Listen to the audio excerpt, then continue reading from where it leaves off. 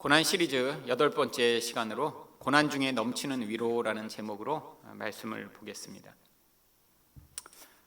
이 고린도후서 1장 3절부터 7절을 좀 자세히 읽으신 분은 이 짧은 절 안에 위로라는 단어가 반복해서 나오고 있다는 사실을 아실 수 있을 것입니다. 바로 이 5절밖에 안 되는 이 부분에 위로가 10번이나 반복되고 있죠. 성경 전체에서도 이렇게 많은 위로라는 단어가 나오는 부분은 여기가 유일합니다. 그런데 왜 고린도후서 이 1장 이 짧은 절 안에 위로라는 단어를 이렇게 많이 사용한 것일까요? 바울은 바로 이 말씀을 통해 하나님의 백성 가운데 하나님의 넘치는 위로가 있음을 알려주고자 했기 때문입니다. 그렇다면 언제 넘치는 위로를 받게 되나요? 첫 번째로 넘치는 고난이 있을 때입니다. 5절 상반절 말씀입니다. 그리스도의 고난이 우리에게 넘친 것 같이. 바울이 이렇게 얘기한 것은 정말 사실이었습니다. 얼마나 이 고난이 심했는지 8절과 9절 상반절에서는 이렇게까지 이야기하죠. 형제들아, 우리가 아시아에서 당한 환난을 너희가 모르기를 원하지 아니하노니 힘에 겹도록 심한 고난을 당하여 살 소망까지 끊어지고 우리는 우리 자신이 사형 선고를 받은 줄 알았더니. 여러분, 이 바울과 함께한 사람들이 받은 고난이 뭔가 그들이 잘못해서 받은 고난인가요? 아닙니다. 이 복음을 전하고자 하나님 나라를 위해 살고자 했는데 이렇게 고난이 닥치는데 단순히 힘든 정도가 아니라 그 고난이 얼마나 고통스럽고 또 그들을 두렵게 했는지 마치 사형 선고를 받고 그 사형을 기다리는 사람처럼 고통했다라고 이야기를 하죠. 바로 그가 받았던 이 모든 고난의 이야기가 고린도후서에 더 자세하게 기록되어 있습니다. 고린도후서 11장 23절부터 25절을 보시면 내가 수고를 넘치도록 하고 옥에 갇히기도 더 많이 하고 매도 수없이 맞고 여러 번 죽을 뻔하였으니 유대인에게 40에서 하나 감한 매를 5번 맞았으며 3번 태장으로 맞고 1번 돌로 맞고 3번 파손하고 일주일을 깊은 바다에서 지냈으며. 아마 일반 사람 같으면 이 바울이 경험한 이런 고난 가운데 어떤 한 가지라도 경험했으면 아마 다 포기하고 하려던 일을 그만뒀겠죠. 바로 이 고난이 얼마나 심했는지 정말 죽음처럼 고통스러운 것입니다. 여러분, 이 바울이 맞았다라고 하는 40에 하나 감한 매, 근데 왜 40번을 때리지 않고 거기서 뺀 39번만 매를 때렸을까요? 40번을 때리면 죽으니까요. 여러분, 단순히 채찍으로 이렇게 때리는 것이 아닙니다.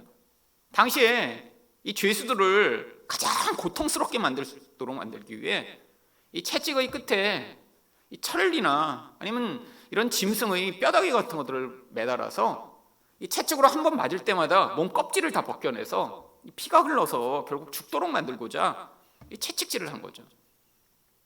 여러분, 근데 그게 한 번이 아니라 5번을 맞았대요. 태장이요? 이 몽둥이로 때리는 것입니다. 여러분, 요즘은 이렇게 어떤 잘못을 했다고 이렇게 신체 태형을 가하지는 않죠. 근데 전 세계에 유일하게 어떤 잘못에 대해 이렇게 몽둥이로 때리는 곳이 있습니다. 싱가포르죠. 여러분, 근데 특별히 성범죄자에 대해 이렇게 이제 몽둥이를 때리는데 이 매를 맞는 게 얼마나 고통스러운지 그 나라에서는 한 번 성범죄를 저지른 사람이 재범하는 경우가 거의 없다고 합니다. 그러니까 그걸 못 멈추는 거예요. 전 세계에서 이건 인권 탄압이다, 막 나쁜 거다라고 하는데도 그 매를 맞고 나면 그게 너무 고통스러워서 매를 맞은 뒤에 일주일 이상 병원을 입원해야 되고요. 그리고 그 맞는 과정 자체가 너무 힘들기 때문에 이 성범죄자들이 다시 죄를 저지르지 않을 정도로 그게 강력하답니다. 아니, 근데 바울은 나쁜 짓을 한 게 아니에요. 복음을 전하고자 하다가 옥에 갇히고 죽을 뻔하고 심지어 돌에 맞아 죽었던 사람이 다시 살아나기도 하고요. 여러분, 근데 이런 고통만 있었던 게 아닙니다. 아마 이런 고통만 있었고 죽을 것 같은 그런 힘듦만 있었으면 일반 사람이면 다 포기했겠죠. 바울이 뭔가 특별했기 때문에 이렇게 고통을 당해도 막 그걸 다 이겨낼 수 있는 강한 사람이었던 게 아니라 바로 이런 고통 가운데 있는 자들에게 반드시 함께하는 것이 있습니다. 이게 바로 5절 하반절을 보시면 우리가 받는 위로도 그리스도로 말미암아 넘치는도다. 여러분, 하나님 백성이 이런 고난 가운데 이것들을 이겨냈다면 그 사람이 뭔가 탁월하고 남보다 의지가 더 뛰어나며 뭔가 능력이 많기 때문에 이겨낸 것이 아닙니다. 우리는 보며 그런 박해를 이겨낸 사람들, 놀라운 일을 한 사람을 보며 저분은 뭔가 훌륭한 분인가 보다라고 생각하는 경우가 많죠. 아이들한테도 그래서 위인전이라는 책을 통해 저렇게 멋진 사람을 좀 본받으라라고 이야기를 하는 경우가 많습니다. 근데 하나님 나라에서는 그렇지가 않아요. 다 똑같은 약한 사람들입니다. 근데 어떤 사람이 이렇게 큰 고난을 지난다면 거기에는 하나님이 놀라운 은혜와 위로 또한 더 크게 함께하는 것이죠.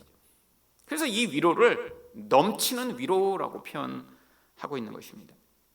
여러분, 근데 이 위로가 도대체 뭘까요? 막 이렇게 고통하고 있는데 잘 될 거야, 괜찮아, 이게 단순히 위로일까요? 여러분, 이 위로라는 단어는 아주 특별한 단어입니다. 원래 헬라어 원문 전체를 보면 그냥 옆에서 이야기하는 것이라는 뜻이에요. 그래서 파라클레토스라는 이런 단어를 씁니다. 이 파라는 단어가 옆이라는 뜻이고요, 클레토스가 말하다는 뜻입니다. 그래서 옆에서 말해주거나 혹은 말해주는 사람을 파라클레토스라고 쓰죠. 근데 이 단어가 성경에서 아주 특별하게 번역되는 부분이 있습니다. 위로라고 번역되지 않고요, 바로 보혜사라고 번역되죠.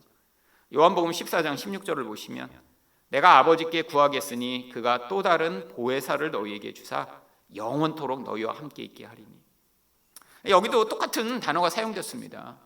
근데 여기서는 위로를 너희에게 주사 이렇게 번역 안 하고요, 위로를 해주는 사람이기 때문에 이걸 보혜사라고 번역한 거예요. 한자의 보혜사가 무슨 뜻인가요? 옆에서 보호해주고 또 은혜도 베푸는 그런 사람. 그래서 영어 번역에는 이 부분을 그냥 카운셀러, 이런 상담가, 또 어드바이저, 옆에서 지금 어떤 중요한 조언을 해주는 사람, 이렇게 번역을 하고 있습니다. 근데 지금 예수님이 무슨 말씀을 하세요? 또 다른 보혜사. 이전에 이미 보혜사가 있었다는 거예요. 누가 보혜사죠? 예수님이 제자들에게 보혜사셨습니다. 옆에서 계속 말씀을 해주시는 분, 그들이 어떻게 가야 될지 알려주시고 고난 가운데 있을 때 위로해 주시고 하나님이 말씀을 전하는 분이셨어요. 근데 예수님이 이제 떠나십니다. 하나님의 백성인 제자들만 그냥 이 세상에 홀로 남겨두시지 않고 그래서 반드시 또 다른 보혜사를 보내시겠다고 약속을 하신 거죠. 그분이 누구신가요? 바로 성령 하나님이십니다. 여러분, 우리에게 지금 예수를 믿는다면 성령이 와 계세요. 그 성령이 지금도 우리 옆에서 말씀을 하시며 보혜사로 역할을 하고 계신 거예요. 마치 예수님이 제자들에게 너희 이렇게 가면 안 돼, 너희 이런 환난 때 이렇게 반응해야 한다라고 말씀하셨던 것처럼 지금 성령이 우리와 함께 계시며 말씀하고 계신 것입니다. 여러분, 하나님의 말씀이어야 이 고난 가운데 의미가 있습니다. 여러분, 고난을 지나는 경우에 어떤 사람이 잘 될 거야, 괜찮아, 참아봐, 이런 얘기하는 게 왜 위로가 되지 않죠? 여러분, 인간은 한치 앞을 알지 못하기 때문이죠. 내일 당장 어떤 일이 일어날지 알지 못해요. 똑같이 그렇게 아무것도 알지 못하는 사람이 옆에서 잘 될 거야 하는 게 그러니까 위로가 되지 않는 거죠. 여러분, 고난이 힘든 이유가 뭐죠? 그 힘든 일 때문에 단지 힘든 게 아니라 이걸로 말미암아 미래에 도대체 어떤 일이 생길 건가, 그 불안과 두려움이 우리를 정말 깊은 고통으로 몰아넣기 때문입니다. 여러분, 병에 걸리거나 어떤 일에 실패하거나 미래에 어떻게 될 줄 알면 그게 그렇게 고통스럽지 않을 거예요. 아마 저도 제가 20대 때 그렇게 고통했을 때 저희 아버지가 사업이 망하시고 우리가 다 정말 길거리에 내앉고 정말 아버지가 감옥에 가시고 정말 인생에서 깜깜한 순간이 닥쳤을 때 그때 20년 후에 어떻게 될 건지 제가 알고 있었으면 그게 그렇게 고통스럽지 않았을 거예요. 근데 당장 닥친 일로 말미암아 내 미래는 망했구나, 끝장이구나, 그게 저를 정말 지옥과 같은 고통으로 몰아넣었던 거죠. 여러분, 사람이 그래서 사람을 위로할 수 없습니다. 여러분, 그런데 유일하게 위로가 되는 게 그래서 하나님이세요. 여러분, 하나님은 하나님 백성의 인생을 다 다스리는 분입니다. 하나님 백성의 미래까지 다 알고 계세요. 아마 저와 저희 가정에 벌어졌던 그 나쁜 일들 가운데도 하나님이 그 모든 것들을 허락하신 이유가 무엇인가요? 오히려 그 과정을 통해 훨씬 더 유익된 결과가 나타나니까요. 여러분, 아마 저도 제 인생에서 그런 과정이 없었더라면 지금 제가 하나님을 믿고 있고 하나님을 알고 있는 것과 전혀 다른 그런 목사가 됐겠죠. 아니, 목사도 안 됐겠죠. 아마 세상을 그냥 살아가며 하나님이란 건 필요한 때만 찾는 분이고 내 필요한 걸 도와주시는 분이지 라는 그런 수준에서 하나님을 알고 있었겠죠. 근데 오히려 그런 제가 예상하지도 못하고 제가 원하지도 않았던 그 과정을 지나가며 오히려 믿음이라는 걸 배우고 하나님이 어떤 분이신가를 알게 되면서 하나님과 전혀 다른 관계에 이전에는 생각하지도 못하는 관계를 맺게 된 것이죠. 여러분, 근데 하나님의 위로가 우리가 고난을 당할 때 잘 될 거야, 1년만 기다려봐, 이런 말씀을 해주시나요? 여러분, 많은 사람들이 이런 걸 듣고자 합니다. 근데 이거는요, 하나님의 위로가 아니에요. 여러분, 미래에 뭔가 잘 될 거라는 이야기, 1년, 2년, 우리가 고난을 당할 때 늘 궁금한 게 그거예요. 언제? 저도 돌아보면 늘 어려운 일이 있을 때마다 언제 괜찮아질까? 1년 후에 괜찮아질까? 아니, 제가 미국에 있을 때도 그렇게 힘드니까 한국에 돌아가면 괜찮을까? 여러분, 근데 이게 진짜 위로가 되지 못해요. 오히려 그런 잘못된 기대를 하면요, 그런 상황이 되었을 때 내가 기대한 대로 되지 않으면 더 고통입니다. 저도 미국에 있을 때 그렇게 힘들고 고통스러웠으니까 내가 미국에서의 이 모든 것만 마치고 한국에 돌아가면 이제 모든 게 괜찮아지겠지. 제가 나름대로 시한을 정해놓은 거예요. 그게 짧은 시한이 아니었습니다. 미국에서 8년이나 있잖아요, 시간이. 그러니까 이 8년이란 과정이 다 마치면 나는 한국에 가면 바로 뭔가 괜찮아지겠지. 그러니까 자꾸 그게 제 안에 강화되는 거예요. 한국에만 돌아가면. 근데 돌아왔는데 내가 원하는 대로 상황이 안 풀리니까 그게 저에게 더 고통스러운 일이 된 거죠. 여러분, 사람이 어려운 일이 있으면 자꾸 그래서 언제? 이걸 자꾸 기대합니다. 언제? 여러분, 근데 하나님이 때는 우리 시간이랑 너무 달라요. 하나님은 우리 인생을 하나님이 눈안에 보시며 그걸 통해 우리 인생 가운데 개입해 오시는 것입니다. 언제 어떻게 우리는 알 수 없어요. 여러분, 그러면 하나님이 어떤 위로를 주신다는 거죠? 여러분, 성령이 우리가 고통할 때 은밀하게 무슨 말씀을 주시나요? 아니에요. 이미 우리에게 주실 모든 말씀을 이 성경에 다 기록해 놓으셨습니다. 근데 문제는 우리가 그걸 믿지 못한다는 거예요. 여러분, 근데 이 고난의 때 어떤 일이 벌어지나요? 내가 이미 알고 있고 평소에 읽던 말씀이라도 하나님이 이 말씀을 통해 우리에게 강하게 역사하실 때가 있어요. 아니, 내가 머리로만 알던 하나님 말씀을 믿음으로 받아들이는 수준으로 내가 받아들이는 그 과정에서 무슨 일이 벌어지냐면 바로 파라클레토스 보혜사이신 성령이 이 하나님의 말씀을 가지고 우리에게 그것을 믿음으로 역사하시는 것입니다. 여러분, 결국 이 바울과 같은 사람 또한 이런 정말 사형 선고를 받은 것 같은 고통의 과정을 지나가며 자기가 왜 그런 과정을 지나갔는지를 이렇게 고백합니다. 9절 하반절을 보시면 이는 우리로 자기를 의지하지 말고 오직 죽은 자를 다시 살리시는 하나님만 의지하게 하심이라. 여러분, 이것처럼 중요한 게 없어요. 여러분, 우리가 왜 약한 고난이 때는 정말 하나님의 말씀과 그 은혜를 그렇게 절박하게 의존하지 못하나요? 우리 나름대로 다 생각이 있기 때문입니다. 어떤 생각이요? 내가 감기 들렸는데 그때 간절하게 하나님 이 감기를 어떻게 없나요? 이런 사람이 누가 있어요? 감기 걸리면 약 먹으면 되겠지. 그래서 당장 약상자 찾아보고 그거 안 되면 그 다음날 병원 가고. 우리 나름대로의 인생을 살아가면서 어려운 일이 있을 때 어떻게 해결해야 될지에 대한 노하우가 다 있습니다. 그래서 그건 고난이라고 부르지 않아요. 누가 감기 걸렸는데 고난이 심하시군요, 이런 사람 어디 있어요? 우리가 가진 정도의 수준의 지식과 노하우로 다 해결하니까요. 근데 언제가 고난이죠? 우리 힘으로 해결 안 될 때요. 내가 평생 살아온 나의 방법, 내 능력으로는 해결이 안 되는 어떤 순간이 올 때 그게 고난이 되는 거죠. 근데 반대로 우리가 내 힘으로 해결할 수 없고 그래서 하나님 도와주세요. 내가 알고 있는 거 내 힘으로는 절대로 해결이 안 됩니다 라고 하나님 옆에 나아가는 그 순간이 바로 하나님이 우리에게 간절하게 원하시는 순간입니다. 여러분, 죄라고 하는 건 결국 우리 안에서 하나님 말고 자꾸 다른 것을 의존하는 방식으로 표출되니까요. 여러분, 우리가 무슨 나쁜 짓을 한두 번 한다고 죄인이야 라고 하는 그 죄의 수준이 아닙니다. 죄는 너무 뿌리 깊어요. 우리 영혼에서부터 우리를 하나님처럼 만들려고 하는 영향력으로 나타나기 때문에 그게 자꾸 어떻게 나타나죠? 네가 얼마나 똑똑한가, 네가 얼마나 많은 돈을 가지고 있는가, 네가 얼마나 능력이 있는가, 이런 것들을 우리가 자꾸 의존하게 만드는 거예요. 여러분, 근데 하나님을 의존하지 못하고 내 힘을 의지하고 내 생각대로 살아가는 그것 자체가 가장 무서운 죄성입니다. 근데 이 죄가 뭘 갖고 와요? 하나님을 의존하지 못하게 만드니까 하나님의 말씀에 별로 귀를 기울이지 않는 거예요. 여러분, 인간은 절박해야 여러분 귀를 기울입니다. 근데 하나님이 우리에게 가장 요구하시는 게 하나님을 믿고 그 말씀을 받아들이는데, 우리 안에서부터 내 생각이 가득 차 있는데 어떻게 하나님의 말씀을 받아들이겠어요? 결국 고난을 통해 우리는 내 생각을 내려놓고 하나님을 의존하며 그 말씀에 귀를 기울이게 되는 것이죠. 여러분, 성령님이 막 왔다 갔다 하시는 분이 아닙니다.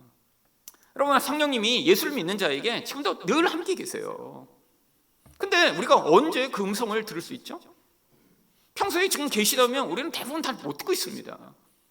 여러분, 근데 고난의 때 하나님 말씀해 주세요, 불쌍히 여겨주세요, 은혜를 베풀어 주세요라고 우리가 낮아진 마음으로 하나님 앞에 설 때 이전부터 알고 있던 말씀, 우리가 익숙하던 그 모든 것들이 우리 영혼 안에서 새로운 능력과 힘으로 나타나기 시작하죠. 결국 이런 과정을 지나갔던 이 바울이 무슨 고백을 합니까? 10절 말씀입니다. 그가 이같이 큰 사망에서 우리를 건지셨고 또 건지실 것이며 이후에도 건지시기를 그에게 바라노라. 여러분, 바울은 알았던 거예요. 처음 고난을 당했을 때는 이젠 죽었구나, 끝이구나. 그랬는데 넘어가요. 살았네. 근데 또 그 일이 또 반복돼요. 지금 계속 반복되면서 이게 단순히 내가 열심을 냈더니 이겨낸 게 아니구나, 고난은 당하지만 하나님이 우리를 건져주셨구나, 은혜가 아니었으면 난 죽은 거였구나, 그걸 계속 경험하게 되는 거예요. 그러니까 어떤 믿음이 생깁니까? 우리도 건져주셨지만 고난당하는 너희도 건지실 거야 라고 하는 믿음이 생겨버린 거예요. 여러분, 믿음이 그냥 예수 믿고 성경 읽으면 생기나요? 아닙니다. 우리 다 믿음을 원하지만 믿음은 사실 내 힘으로는 해결 안 되는 상황을 지나가며 하나님이 하시는구나라는 사실을 깨닫게 되는 그 과정을 통해 생기는 거예요. 여러분, 바울이 우리가 볼 때 믿음이 아주 그냥 뛰어난 사람이었습니다. 근데 그냥 생긴 게 아니에요. 바울이니까 그냥 성경책 쓰고 해서 이 사람은 원래부터 믿음이 뛰어났구나. 아니요. 이 고난의 과정을 지나가며 죽었구나, 그랬는데 또 살아나요. 죽었구나, 그랬는데 또 살아나요. 이러면서 하나님이 건지셨구나. 여러분, 이 과정을 지나가며 그가 이렇게 확신 있게 하나님의 말씀을 전하게 된 것입니다. 여러분 하나님의 위로의 말씀을 듣고 싶으세요? 하나님이 나에게 더 강하게 말씀하시기를 듣고 싶으세요? 여러분, 그러면 반드시 이런 고난의 과정을 지나가야 합니다. 우리가 생각하는 그런 병에 걸리고 사업에 망하고 인생이 힘든 이런 고난 말고, 내가 의존하는 걸 내려놓고 정말 하나님만을 의존하게 되는 과정을 지나가면 여러분, 하나님 말씀이 더 선명해지고 강해집니다. 여러분, 하나님 말씀을 듣고 하나님 음성 듣고 싶어하는 사람 너무 많아요. 여러분, 기독교 서점 한번 가보세요. 하나님 음성 듣는 법 책 여러 권 있습니다. 여러분, 근데 그들이 듣고 싶은 음성은 대부분 뭐죠? 결혼할 때 이 사람이랑 결혼해야 되나, 이 사람이랑 결혼해야 되나 고민되면 음성 듣고 싶죠. 근데 그때 하나님 말씀 안 하세요. 아무리 기도해봐도 안 하세요. 사업으로 무슨 중요한 결정을 해야 되는데 이 회사랑 지금 사업을 할까, 저 회사랑 사업을 할까, 이런 음성을 듣고 싶으니까 안 들리는 거예요. 그러니까 어떻게 해요? 점장을 찾아가고요. 그러니까 점장님까지는 내가 못 찾아가지만 신통한 그런 능력 있는 어떤 기도해 주는 분이라도 찾아가고 싶은 거죠. 이게 뭐예요? 이게 하나님이 가장 싫어하는 우상 숭배입니다. 나의 욕심을 채우기 위해 더 좋은 거를 선택하고자 뭔가 신적인 어떤 인도함을 받고자 하는 거잖아요. 이게 지금 점장이 찾아가서 복채내고 거기서 점치는 거랑 뭐가 다른가요? 여러분, 하나님이 우리에게 주시는 위로는 그런 게 아니에요. 여러분, 우리 궁극적인 안전에 대한 하나님 나라의 확신을 우리에게 심어주시는 것입니다. 여러분, 지금 문제 하나 해결됐다고 인생이 끝인가요? 아니에요. 우리 안에서 근원적으로 우리가 하나님이 누구신가를 알지 못하면, 여러분, 하나의 문제가 지나가면 또 다른 문제가 있고 또 다른 문제가 있죠. 아니, 지금 고등학생이 난 대학만 들어가면 다 해결될 것 같지만 대학 들어가면 모든 게 해결되고 인생이 그냥 그때부터는 막 너무 편안한가요?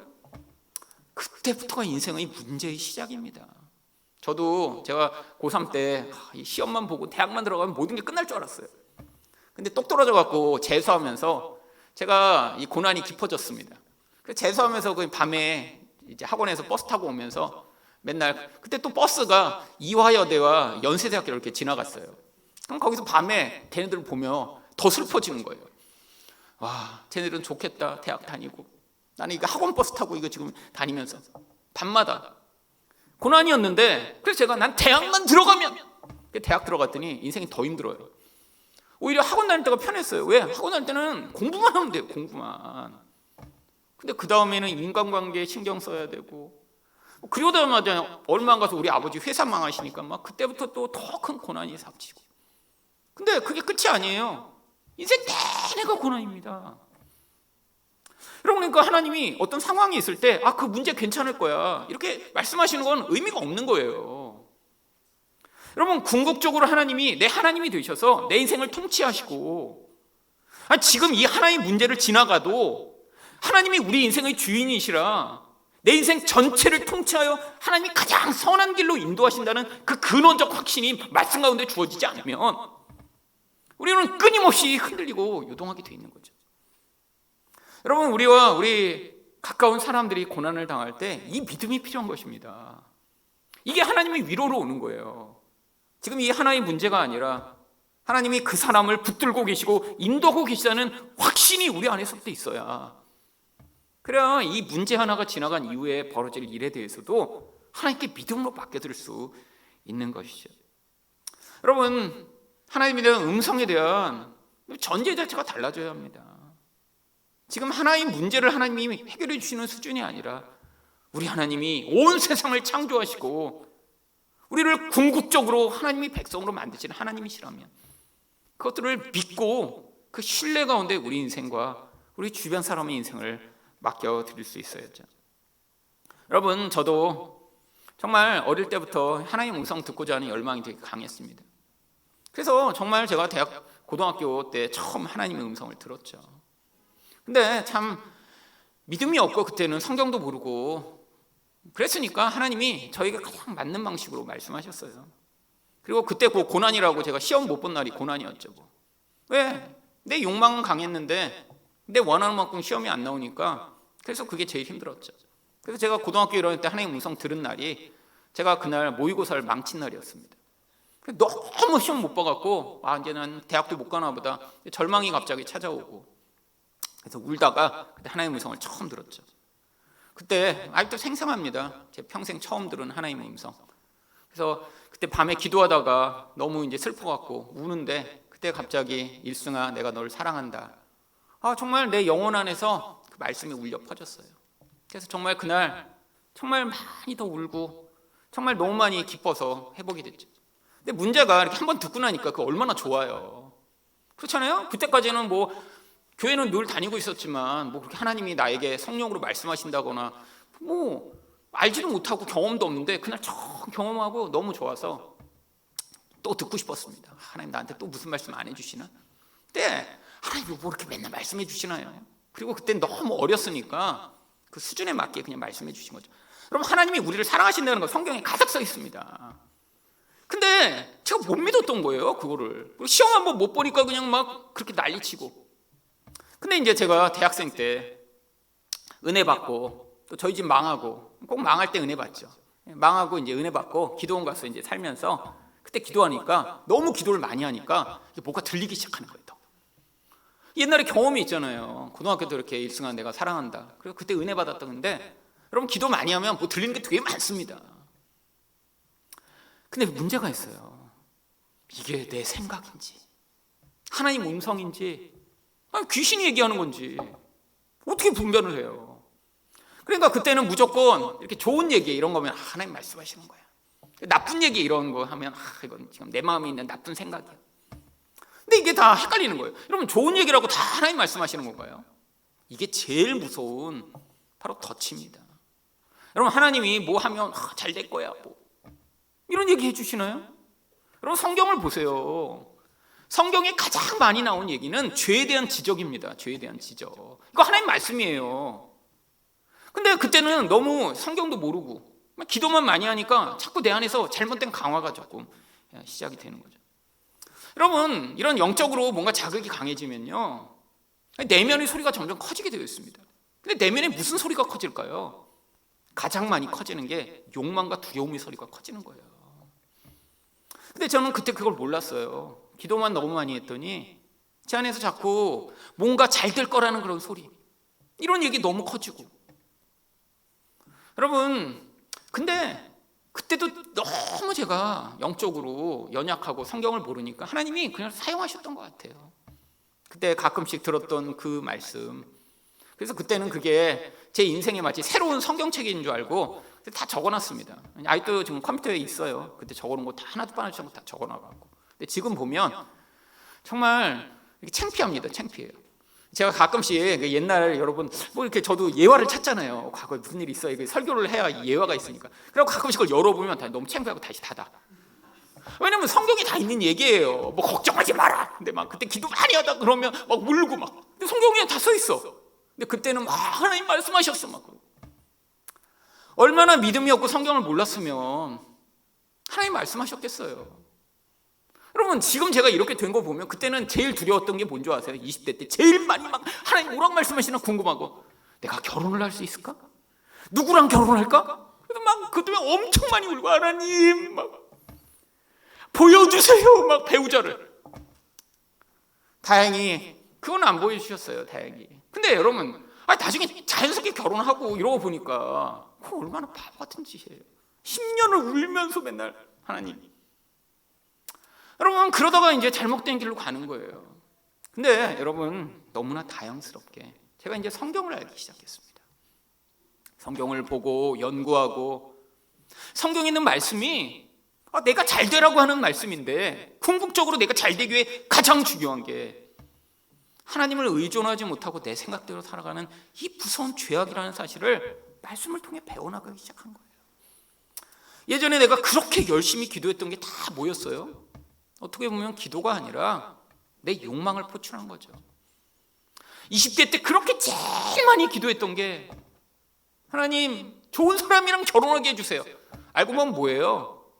나 힘들고 불편하지 않도록 좋은 결과 달라고 맨날 요구하던 나의 욕망만 표출했던 거죠.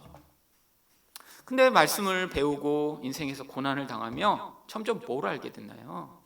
하나님 말씀이라는 게 이렇게 하나님 음성을 듣는다는 게 내가 원하는 나의 욕망을 충족시키는 이야기를 듣는 게 아니구나. 여러분 점점 하나님 음성이 선명해지기 시작했습니다.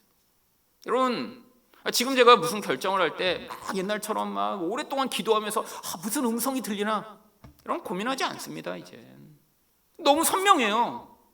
여러분 뭔가 결정해야 될 때 여러분 그냥 질문합니다. 제 안에 이거 내가 희생해야 되는 건가? 그럼 대부분 하나님 음성이 맞아요. 하나님은 늘 말씀하세요. 네가 포기해라, 네가 희생해라, 네가 용서해라, 네가 사랑해라. 그러니까 고민할 필요가 없습니다. 옛날에는 왜 이렇게 기도 많이 했죠? 뭔가 결정할 때 포기하고 싶지 않아서. 그거 하면 내가 손해 볼까 봐. 근데 이제는 너무 선명해요. 포기하는 건 맞는 것 같다. 여러분 두 번째로 이게 정말 사랑함으로 다른 사람을 세우는 일인가? 여러분 옛날에는 내가 유익이 되는 거를 고민했으니까 기도 많이 했어야 됐어요. 근데 다른 사람을 사랑하고 다른 사람을 유익되게 하며 다른 사람을 세우는 건가? 그러니까 이거 쉬워요. 그럼 맞다. 세 번째로 정말 이걸 통해 하나님 나라가 확장되는 것인가? 여러분 옛날에는 내가 잘 되고 내가 성공하고 내가 유익을 얻고자 고민했다면 이 고민이 적어졌어요. 이게 정말 하나님 나라를 위한 일인가? 그러니까 여러분, 하나님의 음성을 듣고자 그렇게 몸부림치지 않습니다. 마음에 어떤 생각이 들고 결정해야 되면 그냥 질문해요. 이거 내가 손해보는 일인가? 이거 하면 내가 200만 원 손해보겠구나. 맞는 것 같네. 쉬워요. 이거 하면 사랑해서 남을 성장하게 만드는 일인가? 맞네. 이렇게 되면 하나님 나라가 확장하는 건가? 맞네. 옛날에는 그 결정을 못하니까 막 한 달도 기도하고 막 하나님, 이거 제가 진짜 이거 해야 돼요. 막. 여러분, 점점 선명해지기 시작했습니다. 또요, 여러분, 하나님 말씀으로 하나님이 누구신가 더 믿게 하기 위해 열망을 갖기 시작했죠. 여러분, 성경에 이미 다 기록되어 있습니다. 하나님이 어떠신 분이신가. 지금 어떤 문제에 대한 해결책이 아니라 내가 하나님을 믿지 못함이기 때문에 벌어지는 일임을 이 성경을 통해 깨달으며 하나님 이런 분이시구나 라고 믿게 될수록 우리는 이 진짜 하나님이 주시는 위로를 경험하죠. 여러분, 얼마 전에도 제 안에 이 불안이 가득해질 때가 있었습니다. 물론 요즘은 이제 저희 문제에 대해서는 그렇게 크지 않은데 뭐 주변에 벌어지는 상황 그거 보면 정말 가끔씩 불안해요. 또 이렇게 되니까 왜 이렇지? 근데 기도하는데 그렇잖아요. 불안이 가득하면 어떻게 해요? 기도해야죠. 뭐 내가 어떻게 할 수 없는 일이니까, 미래가 어떻게 될지 모르니까 이 불안이 가득하니까 그때 말씀이 또 기억났습니다. 우리 다 아는 말씀이에요. 베드로전서 5장 7절. 너희 염려를 다 주께 맡기라. 이는 그가 너희를 돌보심이니라. 근데 제가 이 말씀 옛날에 진짜 좋아했거든요. 그래서 그때는 영어로 맨날 제가 20대 때 외우던 말씀입니다. 근데 왜 좋아했을까요? 제 안에 그때 염려가 너무 많았어요. 염려가 정말. 그래서 제가 영어로 그걸 맨날 외우면 Cast all your anxiety on him because he cares for you. 맨날 he cares for you. 근데 기도하는데 이 말씀이 다시 기억나는 거예요. He cares for you. 여러분, 이 care라는 게 뭐죠? 정말 그 care라는 단어 안에 이 손길이라는 단어가 포함되어 있는 것 같아요. 제 느낌이. 하나님이 그냥 멀리서 보고 있는 게 아니라 정말 쓰다듬으십니다. 돌보시고 그러면서 우리를 함께 가신다는 그 말씀이잖아요. 제가 그때 다시 느꼈어요. 하나님이 이렇게 손길로 우리를 붙들으시고 안아주시고 정말 함께 하신다는 걸 내가 믿으면 내 안에 있는 이 앵자이어티, 이 염려가 나를 이렇게 지배하지 않을 텐데 내가 아직도 이 하나님이 케어하신다는 걸 또 못 믿고 있었구나. 여러분, 말씀이 우리에게 궁극적 위로를 줍니다. 하나님이 여러분에게 이 고난 가운데 이 말씀을 통한 위로로 말미암아 여러분을 회복하시기를 예수 그리스도 이름으로 축원드립니다. 두 번째로, 언제 넘치는 위로를 받게 되나요? 다른 사람들을 위로할 사명이 있을 때입니다. 3절 말씀입니다. 찬송하리로다. 그는 우리 주 예수 그리스도의 하나님이시오 자비의 아버지시오 모든 위로의 하나님이시며. 여러분, 이 바울이 왜 특별히 하나님을 자비의 아버지, 모든 위로의 하나님이라고 부르나요? 이 하나님의 본질적 속성이시기 때문이죠. 하나님이 우리가 고통당할 때 너 이렇게 좀 고통 좀 해봐, 방치하시지 않는다는 거예요. 하나님이 그 자비로 말미암아 위로하시며 붙들어 주신다는 거예요. 여러분, 근데 이 위로를 환난 중에 받는 이 사람에게 목적이 있다는 것입니다. 바로 4절 말씀이죠. 우리 모든 환난 중에서 우리를 위로하사 우리로 하여금 하나님께 받는 위로로서 모든 환난 중에 있는 자들을 능히 위로하게 하시는 이시로다. 여러분, 이 바울 사도가 이렇게 고통을 많이 겪고 그 가운데 그런 하나님의 위로하심을 많이 겪은 목적이 있었다는 거예요. 무슨 목적이요? 이 바울이 그 과정을 통해 다른 사람 또한 위로할 수 있는 자로 준비될 수 있도록 하신 것이죠.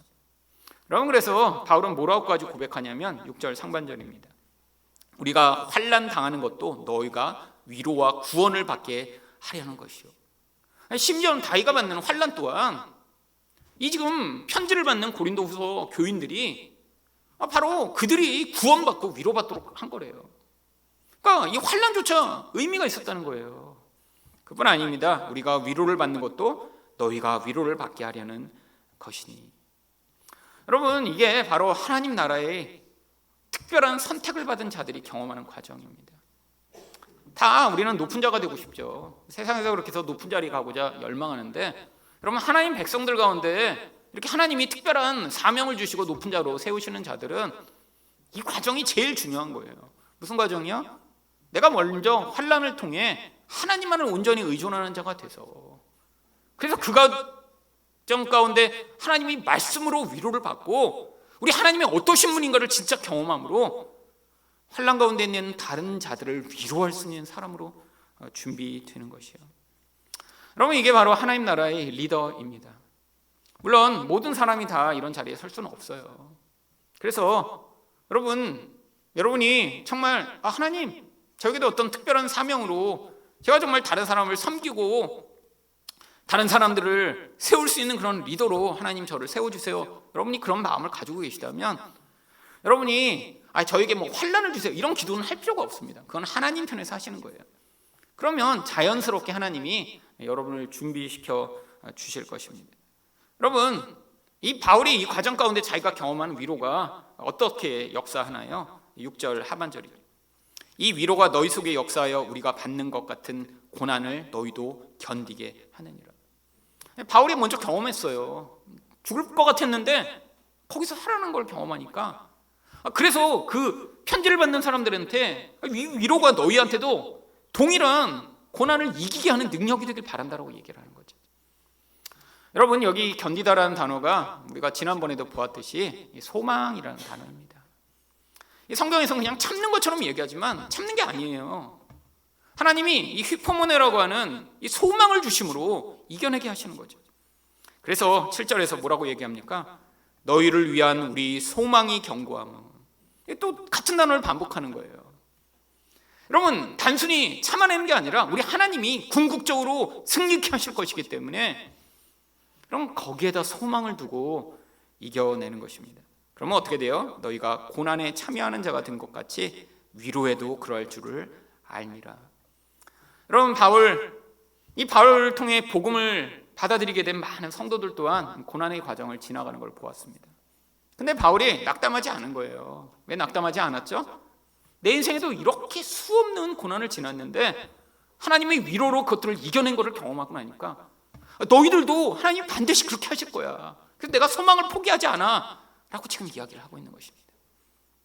여러분, 우리가 이 고난을 지날수록 우리는 결국 다른 사람을 더 잘 세워줄 수 있는 사람이 되리라고 믿습니다.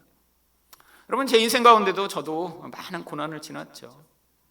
남들처럼 쉽게 목회도 못하고, 정말 저는 하나님이 이 교회 이렇게 시작하여 목회를 하게 하신 게 그래서 나중에 너무 감사하고, 정말 지금도 그 생각만 하면 너무너무 하나님께 정말 감사하죠. 왜요? 불가능한 일이었으니까요. 근데 그 과정이 지금 보면 정말 많은 목회자들에게 오히려 위로가 됩니다. 여러분, 목회자들 정말 저랑 같이 성경 공부하고 또 저한테 배우는 많은 목회자들이 소위 말하면 지금 잘 안 나가는, 혼자서 진짜 어렵고 힘든 목회자들이에요. 여러분, 잘 나가는 목회자들이 저랑 성경 공부할까요? 안 합니다. 여러분, 잘 나가는 목회자들 불러서 제가 이렇게 말씀을 가르쳐 보니까 뭐라고 하신 줄 알아요? 야, 너는 시간 많으니까 그렇게 성경 열심히 보고 그러지. 우리 바빠서 그렇게 할 시간 없어. 아니, 그런 반응을 하는 거예요. 그런 반응을. 더 열심히 우리도 해야겠다 이런 반응이 아니라, 우리는 이렇게 열심히 안 해도 성공했잖아 이거예요. 그분들은. 여러분, 1000명 이상 되는 목사님들만 모아서 따로 세미나를 했었습니다. 몇 년 전에. 근데 그분들 반응이 나는 그렇게 열심히 안 했는데도 교회 이렇게 커졌잖아. 지금 그럴 시간이 없어. 이렇게 반응하세요 다. 그러니까 내가 하는 걸로 잘 된다는 거예요. 근데 그분들이 하시는 설교를 들어보면 진짜 말도 안 되는 얘기를 합니다. 말도 안 되는 얘기. 왜? 기본적인 수준에서 하나님을 깊이 경험하지 못하고 고난을 경험하지 못했으니까 그냥 자기 아는 도덕적인 수준에서 설교를 하는 거예요. 여러분, 정말 10,000명 있는 교회 목사님이 야곱 설교를 하면서 이 야곱이 이렇게 고생한 이유가 거짓말을 해서 이렇게 고생했다고 하는 그런 도덕 책에나 나올 법한 이야기를 가지고 설교하는 거를 정말 듣고 성도들이 그걸 가지고 아멘해요. 아멘. 결국 설교의 결론이 뭐예요? 거짓말하지 말자예요. 거짓말하지 말자. 여러분, 이 죄악으로 말미암아 정말 남을 속이고 파괴시켜서도 나의 유익을 취하고자 하는 이 무서운 죄성이 만들어낸 결과인 이 야곱을 하나님이 인생 가운데 이 고난을 통해 어떻게 이스라엘로 만드셨는지 그 놀라운 복음의 이야기를 가지고 거짓말하지 말라고 설교하는 이런 상황, 이게 한국 교회의 상황이죠. 여러분, 근데 여러분 지금 저랑 같이 공부하는 목사님들 대부분 어떤 분이신가요? 여러분 성공하지 못하고 인생이 지금 되게 불안하고 힘들고 되게 어떻게 해야 될지 모르는 분들만 와서 공부합니다. 솔직히 그렇잖아요. 여러분, 근데 얼마 전에도 어떤 목사님이 찾아오셨어요.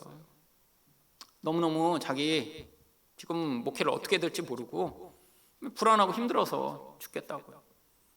그래서 지금 얼마나 그렇게 됐냐 그랬더니 한 3개월밖에 지금 쉬지 않았어요. 3개월. 그래서 나는 목회를 10년 쉬었다고. 그 10년 동안 무슨 일이 있었는지 얘기해 드렸어요. 3개월 동안 뭐가 제일 힘드냐고 그랬더니 어떻게 될지 몰라고, 이거 계속 목회의 길이 열릴지 너무 걱정이 되고, 그리고 사실 진짜 고민되는 건 사실 그건 표면적인 거고요. 진짜 고민은 뭔 줄 아세요? 돈이에요. 돈. 3개월 쉬어보니까 이제 돈이 다 떨어진 거예요. 저는 20년 동안 돈이 없었다고. 우리 아버지 망한 때로부터 이 교회 시작할 때까지 44살까지 20년 동안 돈이 없었는데, 근데 그 20년이 나한테 인생에서 가장 귀한 기간이었다고. 돈 없어도 죽지 않는다고. 목사님 괜찮다고. 나보라고 살아남지 않았냐고. 하나님이 필요한 돈 주실 거고요. 목사님이 지금 그 불안으로부터 벗어나 하나님을 믿도록 지금 하는 거예요. 여러분, 목회하면서 대부분의 목회자들이 제일 걱정하는 게 뭔지 아세요? 돈입니다. 돈. 불안해서 어떻게 할 수가 없어요. 또 사람이죠.